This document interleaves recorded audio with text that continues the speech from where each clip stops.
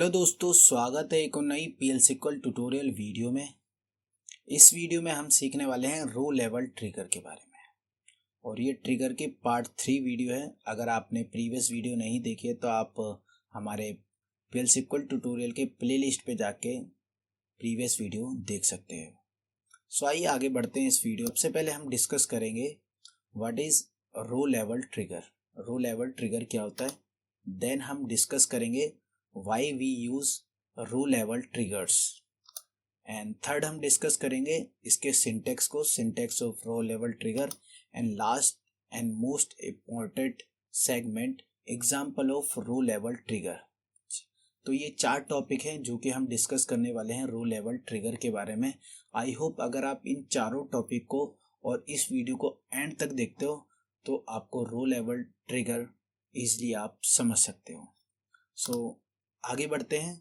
Last video topic तो हमारे video का था वो था स्टेटमेंट लेवल ट्रिगर। अगर आप इस वीडियो को देखना चाहते हो तो link in the description box. So आइए आगे बढ़ते हैं। अब सबसे पहले हम डिस्कस करते हैं what is row level trigger. A row level trigger in a database is a special type of trigger that is executed for each row that is affected by a data modification like insert, update और delete operation। Special type of trigger होता है, ठीक है। अब ये आपका execute करता है। एग्जीक्यूट कब करता है? जब आपकी कोई भी रो, ठीक है, सिंगल रो जो कि अफेक्ट हो रही है, मतलब कुछ ना कुछ वैल्यू उसमें चेंज हो रही है by the data modification. Like अगर आप इंसर्ट कर रहे हो कुछ डेटा, अपडेट कर रहे हो कुछ डेटा और डिलीट कर रहे हो कुछ डेटा, ठीक है, और उसके थ्रू आपका कोई रो इफेक्ट हो रहा है तो मतलब आपका रो लेवल ट्रिगर आपका फायर होगा, ठीक है। ये आपको स्टेटमेंट समझ में आ गया। आगे बढ़ते हैं, एक एग्जांपल की हेल्प से समझते हैं। If you modify multiple rows at a once, ठीक है, मतलब आप 2, 4 या 10 रो आप एक साथ मॉडिफाई करते हो, ठीक है, और आपने क्या कर रखा, आपने अपने टेबल पे रो लेवल ट्रिगर बनाया हुआ है, ठीक है। तो अब क्या करेगा रो लेवल ट्रिगर, जब जब आपका रो अपडेट हुआ, ठीक है, तो क्या करेगा, तब तब आपका जो ट्रिगर है वो फायर होगा, ठीक है। और फायर तभी होगा जब वैल्यू एक्चुअल में चेंज होगा, ठीक है। ये आपको ध्यान रखना, अगर वैल्यू चेंज नहीं हो तो आपका ट्रिगर फायर नहीं होगा, ठीक है। ये है पूरा आपका रो लेवल ट्रिगर, ठीक है। इतने में आप समझ सकते हो। बाकी हम कुछ और पॉइंट इसमें डिस्कस कर लेते हैं जो कि आपको हेल्प करेगा और ज़्यादा in detail row level trigger के बारे में, ठीक है। सबसे पहले फॉर ईच रो, ठीक है, क्लोज होता है जो कि आप यूज़ करते हो रो लेवल ट्रिगर में, ठीक है। अगर आपसे कोई पूछता है कि रो लेवल ट्रिगर को किस तरीके से आप आइडेंटिफाई कर सकते हो, तो आपको सबसे पहले उसमें देखना है कि क्या ये क्लोज यूज हो रहा है, क्या फॉर ईच रो यूज हो रहा है क्या। अगर हो रहा है तो मतलब रो लेवल ट्रिगर है आपका। थर्ड, आपका row level trigger will be fired only when row is affected, जो कि मैंने आपको ऊपर बताया। Row level triggers will be fire, आपका तभी चलेगा, आपका रो लेवल ट्रिगर तभी फायर करेगा जब कोई रो अफेक्टेड है, ठीक है। आगे बढ़ते हैं। इन रो लेवल ट्रिगर हमारे पास 2 बाय डिफॉल्ट नेम होते हैं जिसको आप रेफर करते हो रो लेवल ट्रिगर के अंदर। उसको हम बोलते हैं ओल्ड और न्यू, ठीक है। ये आपका क्या होता है, रेफरेंस, ठीक है। रेफरेंस कहने का मतलब क्या है, आप इसको रेफर करते हो, एक तरीके से आप ये बताते हो प्रोग्राम को कि भाई ये मेरी ओल्ड वैल्यू है और ये मेरी नई वैल्यू है, ठीक है। अगर आपकी कोई डेटाबेस में किसी कॉलम में कोई वैल्यू पड़ी है, अगर आप उसको चेक करना चाहते हो तो आप उसको ओल्ड के साथ यूज करते हो, ठीक है। अगर कोई यूजर वैल्यू नहीं भेज रहा है तो आप उसको न्यू के साथ समझते हो, ठीक है, प्रोग्राम समझता है। तो ओल्ड और new are the default name used to refer to the row data before and after a change. However you can customize these name using referencing clause, ठीक है। रेफरेंसिंग क्लोज के थ्रू आप क्या कर सकते हो, इस ओल्ड और न्यू को आप चेंज कर सकते हो, ठीक है। आप अपने अकॉर्डिंग कुछ भी जो कि अंडरस्टैंडेबल हो प्रोग्राम के अकॉर्डिंग, रिक्वायरमेंट के अकॉर्डिंग, आप वो नाम आप ले सकते हो। ठीक है, इसको भी हम एक एग्जांपल के थ्रू से समझेंगे इस वीडियो के अंदर। ठीक है, अब आगे बढ़ते हैं। Default correlations name. ठीक है, कोरिलेशंस नेम आपको ये समझना है कब आपको ओल्ड यूज करना है, कब आपको न्यू यूज करना है। ठीक है, refer to the value of a row. ठीक है, refer to the value of a row की वैल्यू को रेफर करने के लिए बिफोर एन इंसर्ट और डिलीट ऑपरेशन। ठीक है, आप क्या यूज करोगे, old. New, refer to the values of a row after an insert और अपडेट ऑपरेशन। आई होप आपको ये समझ में आया होगा। अब हम आगे बढ़ते हैं। दी फीचर्स। ठीक है, अब क्या होता है, आपका रो लेवल ट्रिगर के अंदर भी एक फीचर्स होता है, features which are applicable to the statement level. अब जो आपका स्टेटमेंट लेवल ट्रिगर होता है और जो आपका रो लेवल ट्रिगर होता है, दोनों में एक फीचर कॉमन होता है, like you can use raise underscore application underscore error method to raise a user defined exception. अगर कोई यूजर डिफाइंड एक्सेप्शन आती है तो आप इसकी हेल्प से आप एरर डिस्प्ले कर सकते हो। ठीक है, and last point, check if the current status. अगर आपसे पूछता है कोई कि हम करंट इवेंट, ठीक है, उसको आप किस तरीके से आइडेंटिफाई करोगे रो लेवल ट्रिगर के अंदर, तो आप उसको बता सकते हो। अगर आप इंसर्ट कर रहे हो तो उसको आप बना दो इंसर्टिंग। ठीक है, अगर आपको अपडेट लिखना है, अपडेट की कंडीशन है, आपको अपडेट के बेस पे कुछ करना है तो आप कर दो अपडेटिंग, और आपको डिलीट करना है तो कर दो डिलीटिंग। तो ये 3 इवेंट्स होते हैं जो कि प्रोग्राम को बताते हैं कि आप किस स्टेट में हो। ठीक है, आई होप आपको ये रो लेवल ट्रिगर समझ में आया होगा। अब हम आगे बढ़ते हैं। Why we use row level trigger.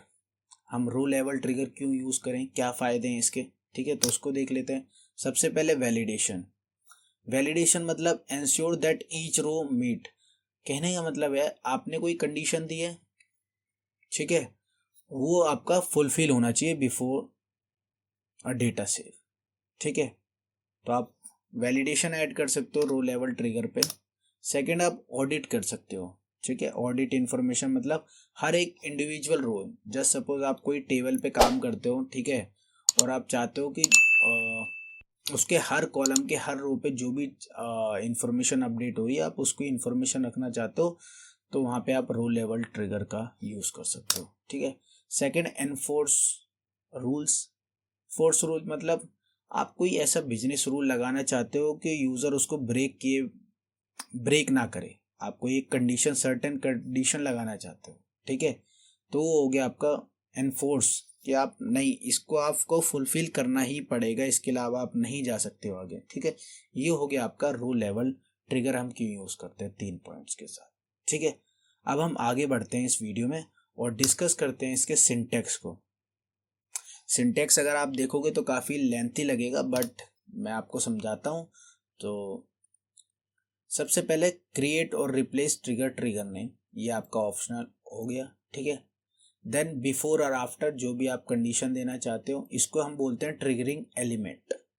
ठीक है, अगर आपने हमारी प्रीवियस वीडियो देखी होगी तो आपको ये समझ में आएगा। बिफोर और आफ्टर को हम क्या बोलते हैं, ट्रिगरिंग एलिमेंट, मतलब आप कब इसको फायर करना चाहते हो। देन आपका होता है इंसर्ट, अपडेट और डिलीट।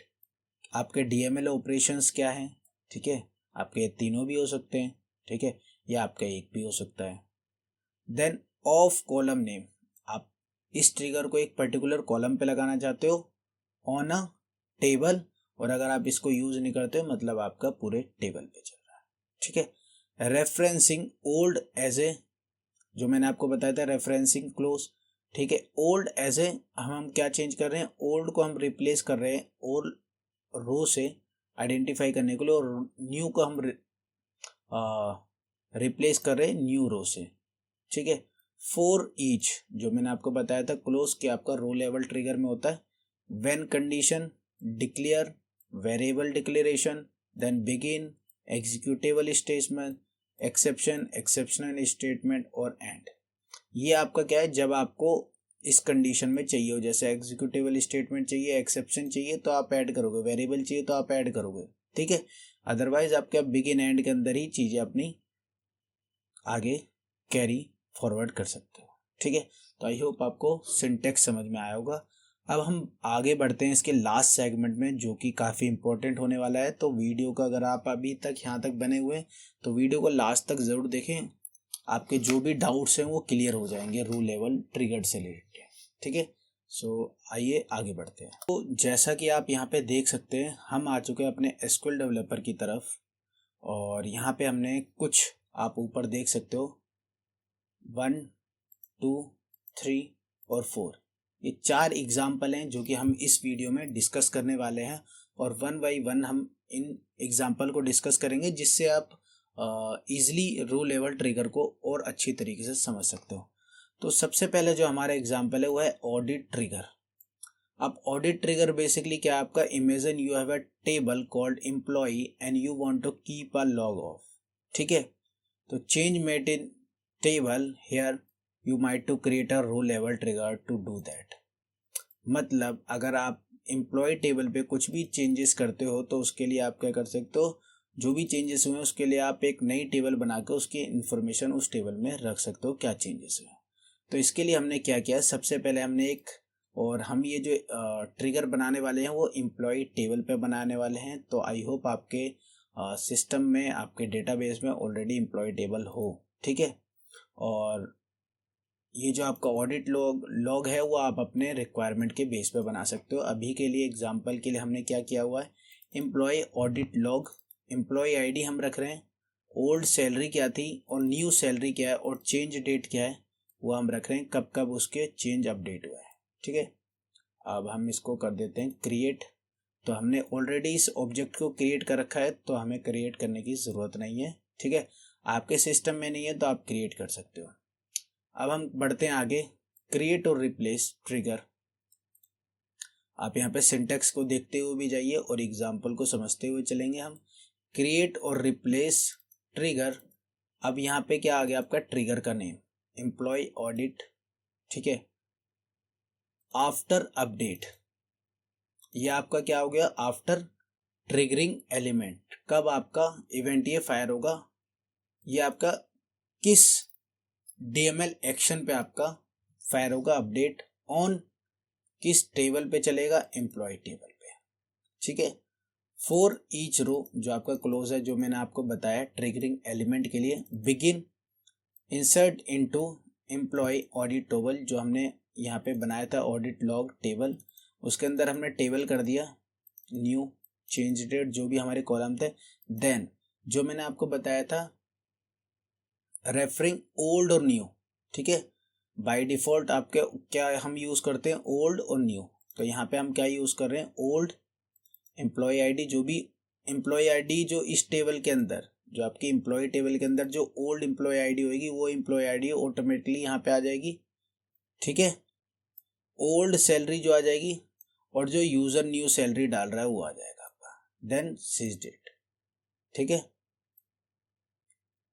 क्रिएट और रिप्लेस ट्रिगर हमारा बन गया है, ठीक है।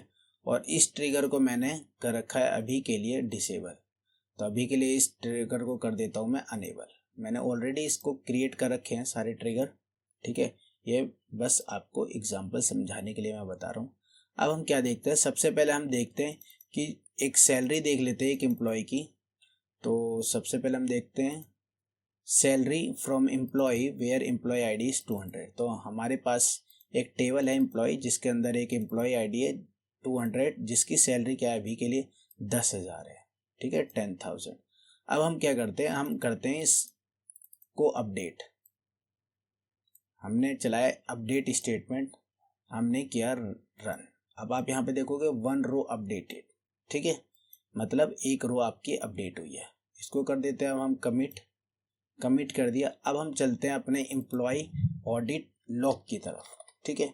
देखते हैं इसके अंदर क्या हमारी इंफॉर्मेशन स्टोर हुई है। Select star from employ audit log, ठीक है, ऑडिट लॉग हो गया हमारा।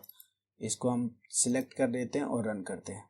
आप यहाँ पे देखो एम्प्लॉय हमारे क्या है ओल्ड आया, एम्प्लॉय क्या है ओल्ड, ठीक है, जो भी हमारे एम्प्लॉय आईडी था ओल्ड सैलरी क्या थी 10,000 थी, ठीक है, नई सैलरी क्या है 15,000 है, और चेंज डेट कब है इस तारीख हमारा डेट चेंज हुआ है, ठीक है।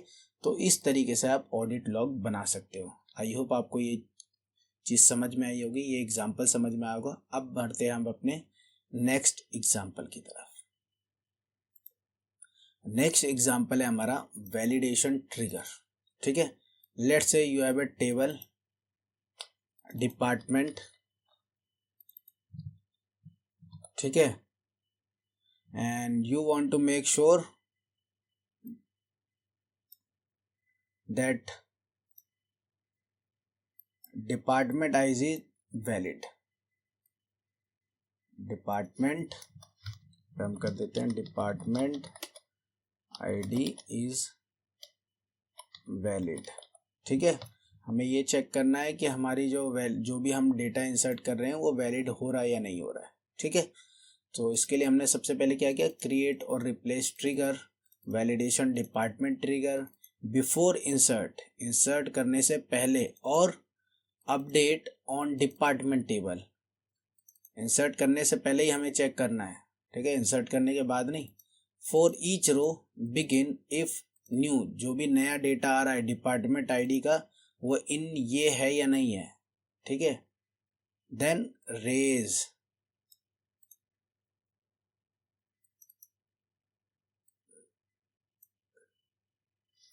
नॉट इन, ठीक है, तब ये हमारा चलेगा। ये हमने कंडीशन लगा दी, इसको हम करते हैं, ट्रिगर हमारा क्रिएट हो गया। देखते हैं ट्रिगर वैलिडेशन डिपार्टमेंट, हम इसको क्या करते हैं, इसको कर देते हैं एनेबल, कर दिया एनेबल हमने ट्रिगर को, ठीक है। अब हम क्या करते हैं, हम चलते हैं डिपार्टमेंट पे, ठीक है, select star from department,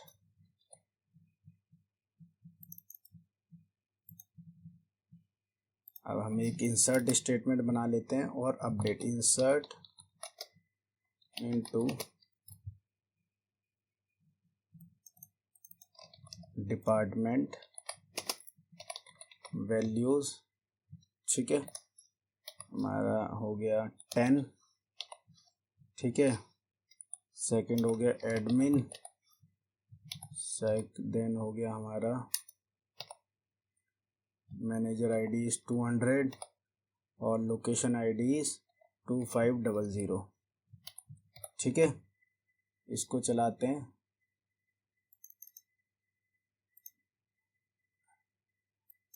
unique constant इस डिपार्टमेंट के अंदर यूनिक आएगा, ठीक है। तो हम क्या कर सकते हैं, इसमें कर सकते हैं 1000।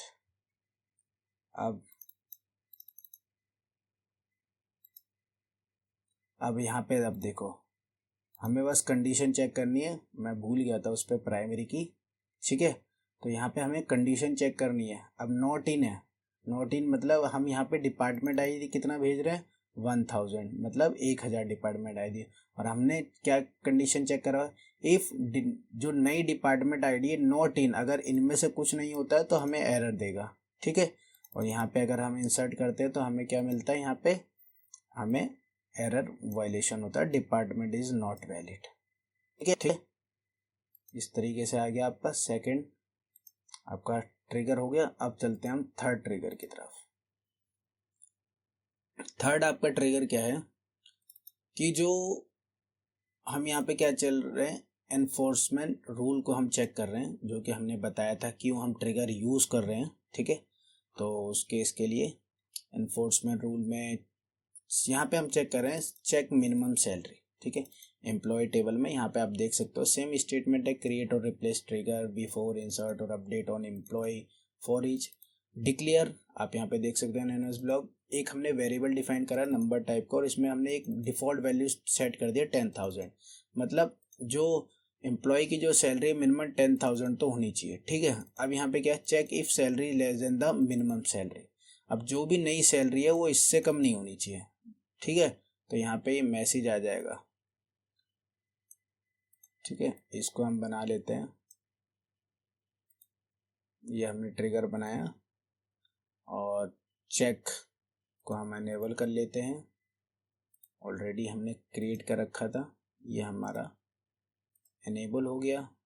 अनेबल होने के बाद अब आपको क्या करना है, अब हम चलते हैं एम्प्लॉय के अंदर, इंसर्ट और अपडेट, ठीक है। अभी हमने अपडेट करा था, जस्ट सपोज हमने ये वाली स्टेटमेंट है हमारी, हमने यहाँ पे अपडेट किया था, ठीक है। अब हम इसको दोबारा अपडेट करते हैं और हम इसको करना चाहते हैं 5,000। भाई तुम्हारा प्रमोशन से डिमोशन हो गया, 10,000 से 15,000 आपकी सैलरी हुई थी, अब 15,000 से आपकी 5,000 सैलरी हो रही है, ठीक है। बट हमने तो कंडीशन लगा रखी है। कंडीशन क्या लगा रखी है कि salary can not be less than the minimum salary of the department. भाई जो भी आप एम्प्लॉय हो, जिस भी डिपार्टमेंट है, उसकी सैलरी इतनी नहीं हो सकती है, ठीक है। तो आपका मैसेज आ गया ना, सॉरी यहाँ पे आपको चलाना था, तो आपका मैसेज यहाँ पे आया ना कि भाई आप इतनी सैलरी नहीं कर सकते हो, ठीक है। आई होप आपको ये ट्रिगर समझ में आया होगा। अब आगे बढ़ते हैं, अब हम देखते हैं लास्ट एग्जांपल आपका क्या है, रेफरेंसिंग क्लॉज। जो मैंने आपको बताया था कि हम ओल्ड और न्यू को हम चेंज कर सकते हैं, ठीक है, उसके नेम को हम चेंज कर सकते हैं। तो क्रिएट और replace referencing clause example after update on employ referencing old as a old row और new as a new row, ठीक है। अगर आप पहले वाला एग्जांपल देखोगे तो हमने क्या यूज़ किया, ओल्ड और न्यू। अब इस एग्जांपल में आप देखोगे तो हम क्या यूज़ कर रहे हैं, ओल्ड रो और न्यू रो, ठीक है। इसको आप क्रिएट कर सकते हो, ठीक है। क्रिएट करने के बाद आप ट्रिगर पे आ सकते हो, रेफरेंसिंग क्लोज अनेबल, ठीक है। अब हम करके देखते हैं इसमें ऑडिट में, और ऑडिट में करते हैं इसको 20,000। अब देखो सारे मेरे ट्रिगर सही चल रहे होंगे तो ये अपडेट भी होगा और लॉग में भी जाएगा। कंट्रोल सी और इसको आ जाते हैं लास्ट वाले पे ताकि आपको समझ में आ जाए। अब हम इसको अपडेट करते हैं, रो अपडेट हो गया, मेरे सारे ट्रिगर अनेबल है और मेरे को सारी जो इन्फॉर्मेशन हो ईजिली हो गई, ठीक है। अब हम चलते हैं ऑडिट वाले पे, ऑडिट पे देखते हैं क्या क्या इन्फॉर्मेशन मिली हमें ऑडिट पे इन्फॉर्मेशन मिली। पहले 10,000 सैलरी थी इस यूज़र की और 15,000 हुई इसी डेट में, फिर उसी डेट में 15,000 से 20,000 हुई, 15,000 से फिर 20,000 हुई, ठीक है। 2 बार हमने चला दिया है। और जो हमारा 5,000 वाला था वो सिनेरियो फेल था क्योंकि हमने एक कंडीशन लगा रखी है कि जो एम्प्लॉय की सैलरी 10,000 से कम नहीं हो सकती, ठीक है। तो आई होप आपको ये समझ में आया होगा। बढ़ते हैं आगे, मिलते हैं नेक्स्ट वीडियो में, तब तक के लिए बाय। और अपने फीडबैक हमें वीडियो के कमेंट सेक्शन में ज़रूर शेयर करना और चैनल को सब्सक्राइब ज़रूर करो।